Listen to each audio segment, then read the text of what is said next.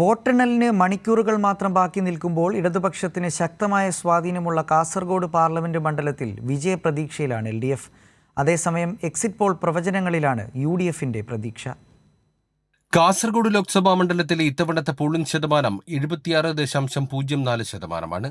കഴിഞ്ഞ തവണത്തേക്കാൾ 4.53% കുറവ്.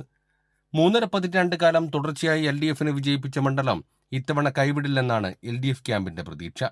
നിയമസഭാ മണ്ഡലങ്ങളിൽ 3 മുതൽ 5% വരെ പോളിംഗ് കുറവുണ്ടായി. UDF കേന്ദ്രങ്ങളിൽ വോട്ടിംഗിൽ കുറവ് വന്നതാണ് പോളിംഗ് ശതമാനം കുറയാൻ കാരണമെന്നാണ് LDF കണക്കുകൂട്ടൽ. കാസർഗോഡ്, മഞ്ചേശ്വരം നിയമസഭാ മണ്ഡലങ്ങളിൽ മുൻകാലത്തെ അപേക്ഷിച്ച് പോളിംഗ് ശതമാനത്തിൽ വലിയ വ്യത്യാസമാണുണ്ടായത്. UDF വോട്ടുകളിൽ അടിയൊഴുക്കുണ്ടാവുകയും വോട്ടുകൾ മരവിക്കുകയും ചെയ്തതായാണ് വിലയിരുത്തുന്നത്. കാസർഗോഡ് മണ്ഡലത്തിൽ 5 വർഷക്കാലത്തെ വികസന മുരടിപ്പായിരുന്നു തെരഞ്ഞെടുപ്പിലെ പ്രധാന പ്രചാരണ വിഷയം. രാജ്മോഹൻ ഉണ്ണിത്താനെതിരെയുള്ള കോൺഗ്രസിനകത്തുള്ള എതിർപ്പും തെരഞ്ഞെടുപ്പ് പ്രചാരണത്തിൽ UDFന് തിരിച്ചടിയായിരുന്നുവെന്നാണ് തെരഞ്ഞെടുപ്പിന് പിന്നാലെ കോൺഗ്രസിനകത്തെ പരസ്യമായ പോരിലൂടെ വ്യക്തമാവുന്നത്. പൗരത്വ ഭേദഗതി നിയമം ഉൾപ്പെടെയുള്ള പ്രധാന ദേശീയ വിഷയങ്ങളിൽ UDFന്റെ നിലപാടില്ലായ്മയും തെരഞ്ഞെടുപ്പിൽ വലിയ ചർച്ചയായിരുന്നു.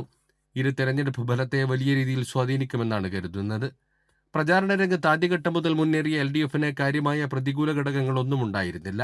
അതേസമയം വോട്ട് വിഹിതത്തിൽ വർധനമുണ്ടാക്കാൻ കഴിയുമെന്നാണ് NDAയുടെ പ്രതീക്ഷ. UDF എക്സിറ്റ് പോൾ പ്രവചനങ്ങളിൽ ആത്മവിശ്വാസം പ്രകടിപ്പിക്കുമ്പോൾ LDF ക്യാമ്പ് സർവേ ഫലങ്ങളെ മുൻകാല ചരിത്രത്തിന്റെ പശ്ചാത്തലത്തിൽ തള്ളിക്കളയുകയാണ്.